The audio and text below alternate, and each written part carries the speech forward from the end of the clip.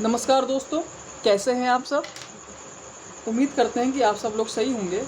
तो जैसा कि हम देख पा रहे हैं कि आज हम पॉलिटी स्टार्ट करने जा रहे हैं और किसी भी बुक को पढ़ने के पहले, जैसे लक्ष्मीकांत है या पॉलिटी की और भी कोई बुक है, अगर आप कंपटीशन की तैयारी करना जा रहे हैं तो उसके पढ़ने से पहले एक बेसिक बुक जो कि पॉलिटी की क्लास 11th की आप देख पा रहे होंगे, इंडियन कॉन्स्टिट्यूशन एट वर्क, इसका जो है हम पहला चैप्टर पढ़ेंगे और जानेंगे कि क्या बेसिक्स हैं संविधान के, क्या बेसिक्स हैं पॉलिटी के, और किस तरीके से चीज़ें आगे कैरी फॉरवर्ड होंगी पॉलिटी जैसे सब्जेक्ट में।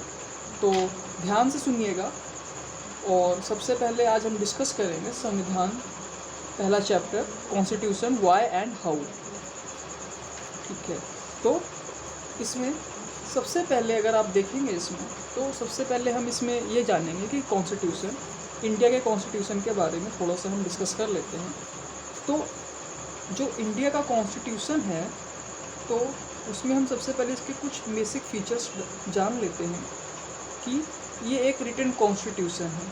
इंडिया का कॉन्स्टिट्यूशन कैसा है? एक रिटन कॉन्स्टिट्यूशन है, पहली चीज़।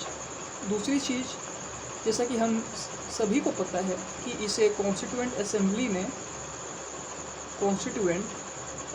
ने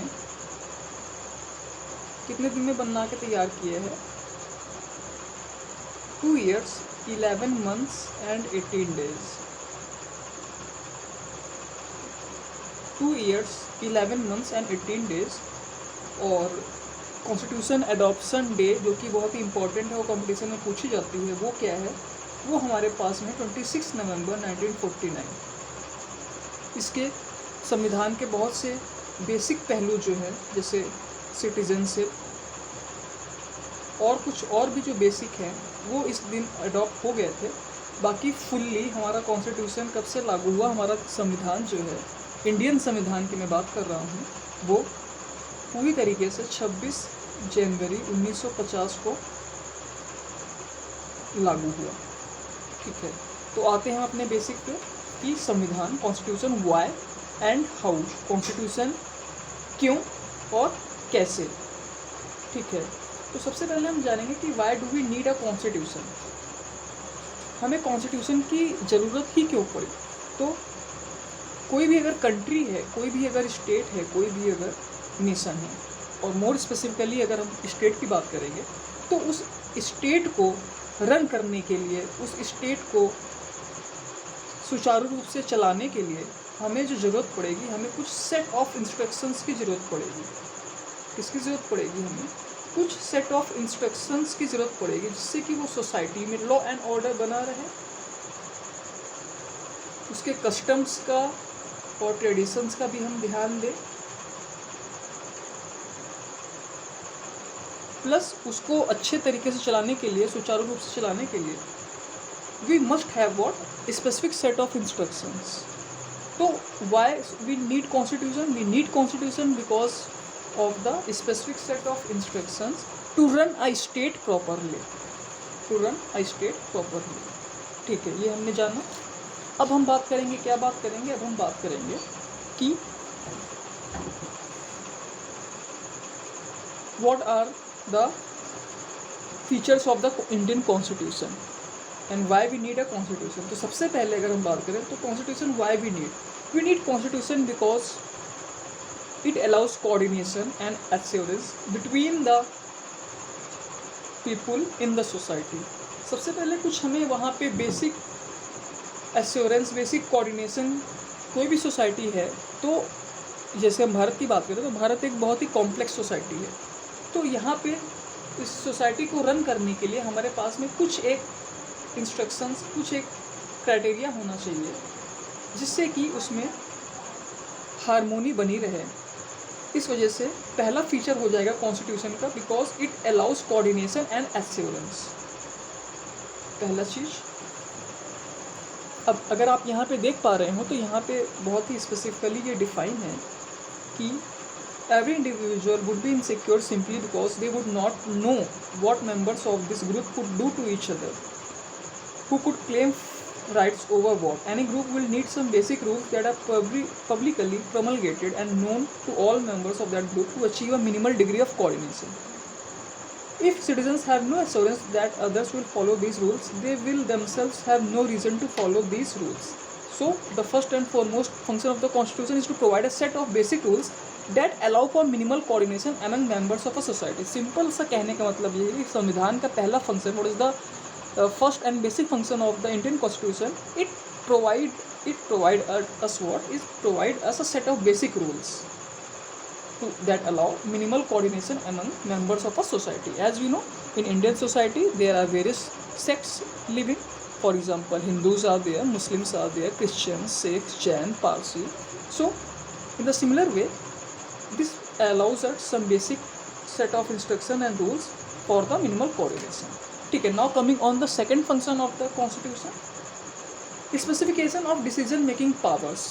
Now इसका मतलब क्या हुआ? इसका मतलब ये हुआ कि अगर एक बड़ा कंट्री है, अगर एक स्टेट है, तो अगर हम इसको हम स्टेट मान लें, तो इसमें जो डिसीजन मेकिंग पावर है वो किसके हाथ में होगी? क्या जो इसमें सारे पीपल रहते हैं उनके हाथ में होगी, या फिर कुछ पीपल्स को हम देंगे, या फिर हम सिर्फ और सिर्फ एक पीपल को देंगे? ठीक है. तो ये दूसरी चीज़ हमें क्या बताएगा? Specification of decision making powers. A constitution is a body of fundamental principles according to which a state is constituted or governed. अब देखिए, हर देश का अलग अलग कॉन्स्टिट्यूशन होता है. तो अगर हम इंडिया की बात करें तो इंडिया में हम कौन सा सिस्टम अडॉप्ट किया है? हमने ब्रिटिश पार्लियामेंट्री सिस्टम अडॉप्ट किया है, जिसके अंतर्गत हम जानते हैं कि PM is a real head of government and president is the nominal head. President is a nominal head, as like in the British Constitution, president is a nominal head. So as we know, PM is the head of the lower house, that is Lok Sabha, and he runs the government. Though president is a nominal head, in spite of though accordingly with the British Constitution model or parliamentary system of government, president is the nominal head and PM is the real head. So second, specification of decision making powers में India में किसके पास mainly powers है? Mainly power रहती है जो prime minister हमारे होते हैं, उनके पास में पावर रहती है, और जो वो इलेक्ट करते हैं अपनी council of ministers and cabinet, उनके पास में मेनली पावर्स रहती है. And president acting mainly on the advice of council of ministers, though he has some discretionary powers also, we will discuss in later on chapter, but he has, president has only which type of power? President of only advisory type of powers, mainly on the advice of Council of Ministers. Second and foremost important जो हम देखेंगे इसमें, what is the main function of the government? It limits the powers of the government. For example, अगर किसी भी state में हम ऐसी गवर्नमेंट चुन लें जो कि क्या हो, जो कि अथॉरिटेटिव इन नेचर हो, तो फिर क्या होगा? तो फिर वो अपने मनमाने तरीके से काम करेगी. और लाइक जर्मनी में अगर हम बात करें तो जैसा कि हमने देखा था 1940s में के आसपास में कि हिटलर वॉज ऑटोक्रेट. तो इन सब चीज़ों से बचाने के लिए अगर कोई भी हमारे पास में जो हेड ऑफ गवर्नमेंट है या नेशन का जो हेड है, अगर वो अथॉरिटेटिव हो जाएगा, अगर वो ऑटोक्रेटिक हो जाएगा, अगर वो तानाशाह हो जाएगा, तो फिर यहाँ पे जो रहने वाले पीपल हैं उनके डिसीजन का या उनकी कोई सेइंग नहीं रह जाएगी. तो first and foremost function of the constitution, you can say, and very important function, to it curbs the power of government. By power of government, by providing some set of instructions, by providing some rules and set of instructions.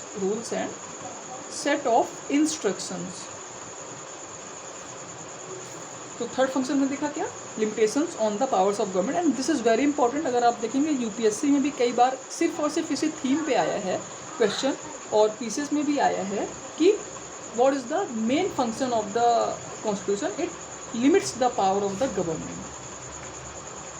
So third function. Fourth function हम क्या देखेंगे constitution का, Indian constitution का, aspiration and goals of a society.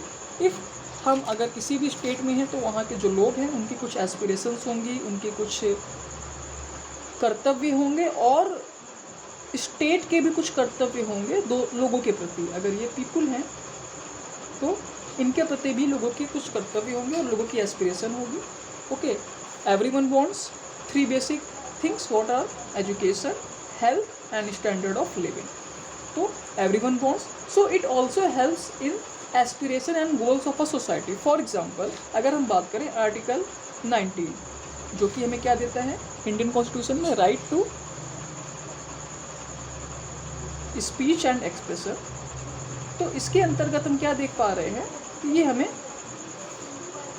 अपने आप को express करने का, बोलने का, अपने जो भावना है मन में उनको व्यक्त करने का क्या दे रहा है, पावर दे रहा है। आर्टिकल 21 जैसा कि हम देखें, ये क्या देगा, ये हमें देगा राइट टू लाइफ,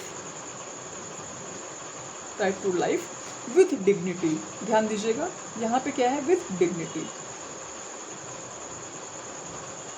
मतलब सम्मानपूर्ण जीवन जीने का अधिकार। ऐसा नहीं है कि अगर लाइफ है हमारे पास में तो हमारे और कोई भी राइट्स नहीं है ना, और सिर्फ हम जो है पड़े हुए हैं, ऐसा नहीं है। सम्मानपूर्ण जीवन जीने का अधिकार हमें देता है।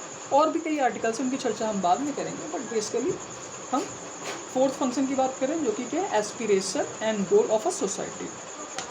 फोर्थ फंक्शन ये है। सो हमने कितने फंक्शन देखे कॉन्स्टिट्यूशन के, मेनली हमने कॉन्स्टिट्यूशन के मेनली 4 फंक्शंस देखे। पहला, constitution allows coordination and assurance, okay, in between the society by providing some specific set of rules and instruction.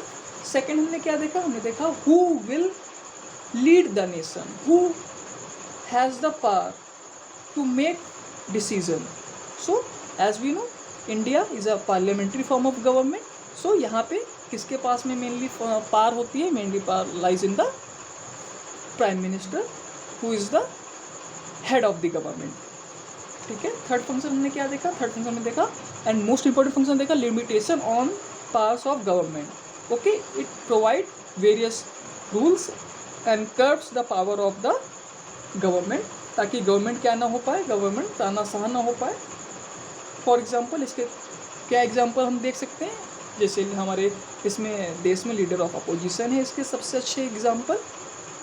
और क्या देख सकते हैं हम कि हमारे देश में बहुत से संविधान में प्रावधान ऐसे हैं जैसे कि जो है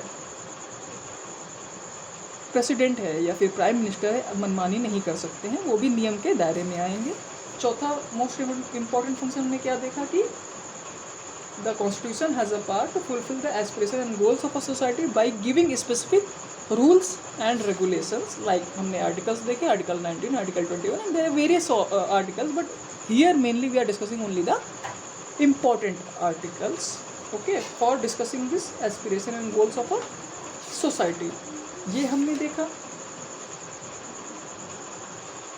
अब फर्दर जब आप इस बुक में आएंगे पेज नंबर 10 पे, तो इसमें आपको ये दिखेगा the authority of a constitution, what is constitution, how effective is a constitution, is a constitution just. ये 3 चीज़ों पे हम बात करेंगे। तो सबसे पहले अगर हम देखें तो what is constitution, constitution is a compact document that comprises a number of articles about the state specifying how the state is to be constituted and what norm it should follow.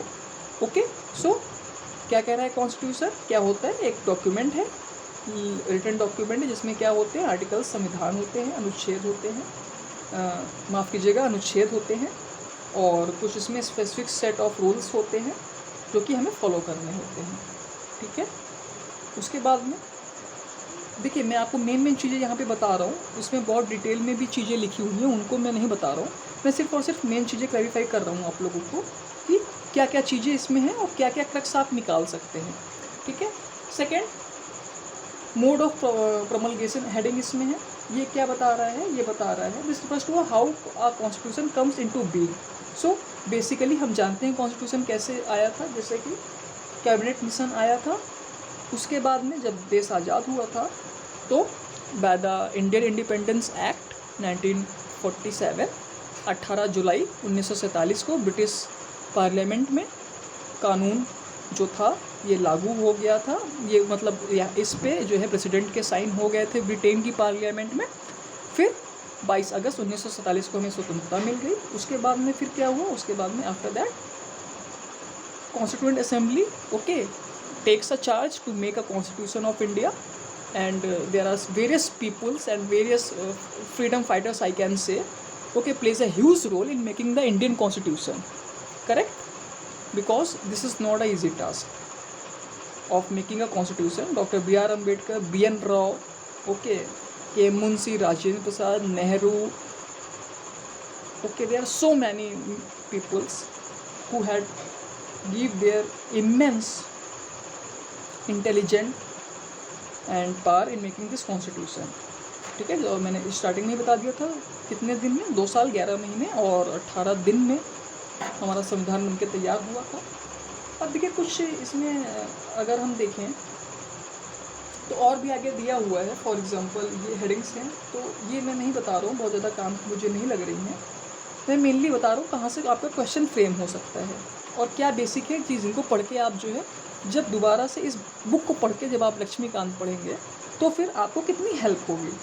ठीक है, second क्या इसमें बता रहे हैं, second बता रहे हैं एज वी नो, ठीक है ना, Indian government is basically categorize into 3 forms, legislature, executive and judiciary.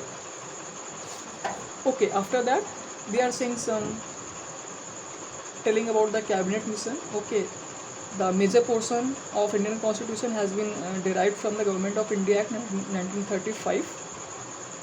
Okay, and the first meeting has been held on 9 December 1946, second meeting 13 December 1946, and the important question, last meeting of Constituent Assembly is on which date? So the last meeting of Constituent Assembly is on 24 January 1950. This is the important question, has been asked in various state PCS examination and UPSC too. So don't forget this. Yeah, they are also saying what is the proportion. There are princely states, there are provinces, there are so many members. Okay, not only the Constituent Assembly people, there are provinces also. And what was the ratio of one person? Okay, what population representing these princely states? So they are telling these things. Okay, composition of a Constituent Assembly. Yeah, this may be important, so that so I am going to read it. So as we know, under the plan of 3 June 1947, which is also known as Mountbatten Plan, okay, those members who are elected from territories which fell under Pakistan ceased to be member of Constituent Assembly. The number of members in the assembly was reduced to 299. The constitution was adopted on 26 November 1949, as we have already discussed. Okay, 284 members were actually present on 24 January 1950. This is the important point you have to keep in mind, and appended their signature to the constitution as finally passed. Okay, this is the common thing we have discussed. And one also important thing, okay, there is no, you can say, argument on one topic which is known as universal suffrage. Every people has agreed on this topic. Universal suffrage means what? Means सभी जो लोग हैं 18 वर्ष के ऊपर, उनको जो है कौन सा अधिकार होना चाहिए, उनको मत डालने का अधिकार, राइट टू वोट होना चाहिए। इस पर कोई भी डिबेट बहुत ज़्यादा, मतलब एक तरीके से कहेंगे ना कि विरोध नहीं हुआ था इसके, इस टॉपिक के रिगार्डिंग। तो ये आसानी से ये वाला टॉपिक जो है पास हो गया था। और जैसे कि हम बताना चाहेंगे कि संविधान सभा में जो है एज सच एक तरीके से जो है कि मतलब क्या नहीं था, संविधान सभा में एक तरीके से आपका जो है ये नहीं था कि कोई वोट पड़ रहे हैं, अगर कोई बिल आ रहा है तो कितने लोग अगेंस्ट में हैं, कितने लोग फॉर में हैं, ऐसा कुछ प्रोसेस नहीं था।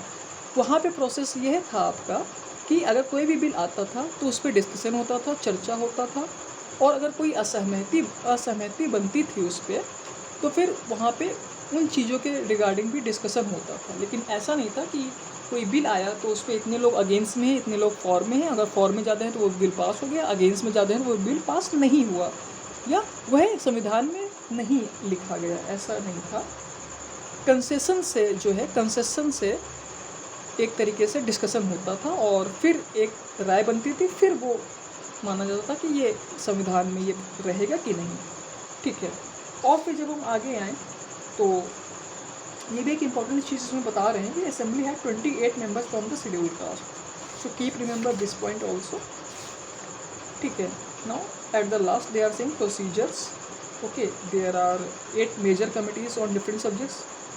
Nehru, Rajendra Prasad, Sardar Patel or B.R. Ambedkar chaired these committees. And yes, we know Ambedkar had been a bitter critic of the Congress and Gandhi on various topics, and this is the power of the democracy also, that there must be a criticism. If criticism is not there, then I understanding that there is no democracy. Criticism must be there in order to limit the government, not only constitution but we as a people also limiting the government. Yes, and after that the resolution has been passed. Yeah, here they are talking about the preamble of, as we know, the Nehru has has presented the objective resolution in 1946 for the preamble, in which the main things, or you can say the crux of the constitution has been mentioned. Okay, then coming on the last point, this is the very important, actually you can say this is the very important page of this chapter 1, constitution, why and how, because here there has been mentioned which features we have adopted from different countries' constitution. So we can see British Constitution, we have adopted single citizenship of India, first past the post system, parliamentary form of government, the idea of rule of law, very important, Article 14, which is mentioning about the idea of rule of law, has been borrowed from which country? Has been borrowed from British Constitution. Last one, law making procedure, institution of the speaker has been taken from Government of India Act 1919. Second country, USA. Okay, we have taken various good things from the USA Constitution. Like what are the things? Like you can say, let me fold this book. Okay, so what are the good things we have taken of USA? First, Charter of Fundamental Rights, as we know, the FR, Fundamental Rights, has been taken from the USA. Second, power of judicial review of court, Supreme Court, and independence of judiciary. And third, impeachment of president, Article 61, has been also taken from USA. Second, Irish Constitution, what we have taken from the Irish Constitution. So we have taken directive principles of state policy. What are the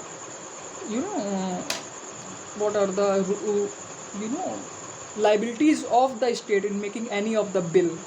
So state must have to follow these instructions in order to in order to make the law.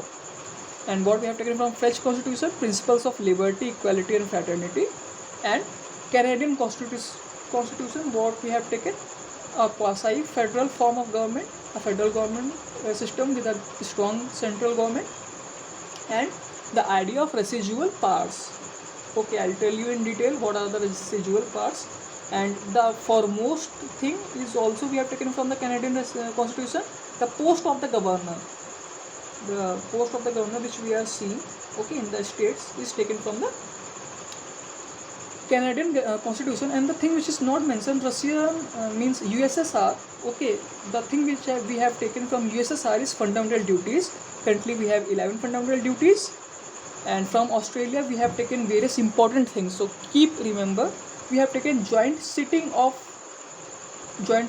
from Australian Constitution. Cooperative federalism principle. Okay, center state relation, how will be the center state relation, this we have taken from the Australia. Concurrent list. Okay, like various subjects are there in which both center and state have power. Last, freedom of trade, commerce and intercourse have been also taken from Australian Constitution. So that's it for today. This finishes your chapter. Now what is the remaining exercise for you guys? You have to do these questions. You can see I have already done it. So whatever be the question, this question you have to go through. Okay, you can take the screenshot of this. Okay, I am putting this in between. So because whenever you are going to understand any concept in detail, then this question will help you in your understanding. Okay, whatever you have understood in the chapter, this question will able to tell you how much you have understand, and if you wanted to do a good answer writing, then definitely you must have to go in detail about this topic. For example, I am telling you one question: why is it necessary for a constitution to place limitation on the rulers? We know, so to curb the power or the authoritative power of the rulers. ऐसा हो सकता है ना कि कोई ऐसा ruler आ जाए जो कि अपने हिसाब से पूरे संविधान को या पूरे सोसाइटी को बदलने का वो जो है जिम्मा उठा ले, कह दे कि नहीं, हाँ ये जो है हम इतना भरोसा नहीं करते हैं संविधान पे और हम अपने हिसाब से चलाएंगे। ऐसा हो सकता है ना। तो उस केस में भी विषम परिस्थितियों से भी निपटने के लिए हमारे संविधान में कुछ ऐसे क्या किए गए हैं, प्रावधान किए गए हैं जो कि हमें बचाते हैं सब चीज़ों से। Can there be a constitution that gives no power at all to the citizens? अब ये आपको सोच के इसमें लिखना है, क्या पॉइंट हो सकते हैं, क्या नहीं हो सकते हैं। ठीक है, तो आज के लिए बस इतना ही। पहला चैप्टर का हमने बेसिक्स जाना, जिससे कि हमें जो है क्या ना हो, हमें प्रॉब्लम ना हो कोई भी फर्दर बड़े कॉन्सेप्ट समझने में। और अगर आपको ये वीडियो पसंद आया है तो कृपया सहयोग कीजिए। नया चैनल है, इसको लाइक कीजिए, सब्सक्राइब कीजिए, ताकि हमें मोटिवेशन मिले और हम ऐसे ही जो है डिस्कशन को, प्रचार प्रसार को और शिक्षा को आगे बढ़ा सकें। क्योंकि एक अच्छी डेमोक्रेसी का आधार ही क्या होता है, डिस्कशन होता है। अगर हम डिस्कशन करेंगे, अगर हम शिक्षा का प्रचार प्रसार करेंगे तो क्या होगा, तो एक अच्छा समाज बनेगा। आशा करते हैं ये वीडियो आपको पसंद आया हो और बस अपना ही ऐसे ही प्यार दिखाएं। धन्यवाद।